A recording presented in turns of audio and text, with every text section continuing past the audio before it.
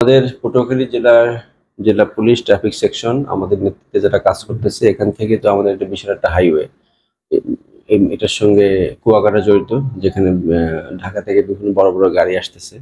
এই রোডটা একটু নর্মালি ব্যস্ত অনেক, বাট একটু ন্যারো, যার কারণে চলাচলের ক্ষেত্রে অনেক ক্ষেত্রে সমস্যা, অ্যাক্সিডেন্টের কিছু কেস ঘটতেছে। আমরা আমাদের পটুয়াখালী জেলা পুলিশ গত মাসে আমরা ট্রাফিক সপ্তাহ করছি। আমাদের রেঞ্জ ডিআইজি মহোদয় এই বিষয়ে খুব স্ট্রিক্টলি সব প্রতিটা ক্ষেত্রে মনিটর করতে আমার ইনস্ট্রাকশন দিচ্ছে।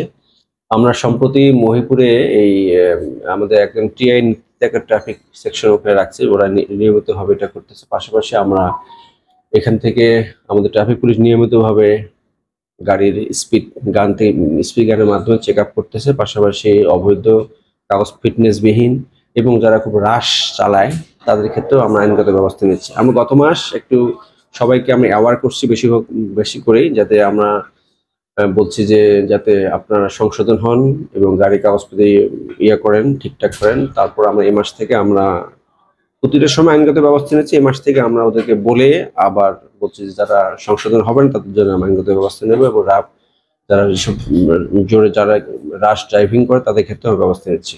একই সময় আমাদের এখান থেকে আমাদের আমার জেলায় দুমকি থেকে শুরু, দুমকি, এই পটুয়াখালী সদর, পাশাপাশি কলাপাড়া এবং মহিপুরে একই সঙ্গে আমরা উভয় জায়গা থেকে জেলা প্রশাসনের সহায়তা নিয়ে আমরা মোবাইল কোড করতেছি। এর উদ্দেশ্য হলো যে অ্যাক্সিডেন্ট কমানো, অবৈধ রাশ ড্রাইভিং এর মাধ্যমে যাতে মানুষের ক্ষতি না হয় সে লক্ষ্যে ব্যবস্থা করা। এক্ষেত্রে আমরা পাশাপাশি আমার ট্রাফিক পুলিশ দিয়ে স্থানীয়ভাবে স্কুল কলেজ ভিজিট করতেছি, যাতে আমরা সকলে অ্যাওয়ার করা যায়।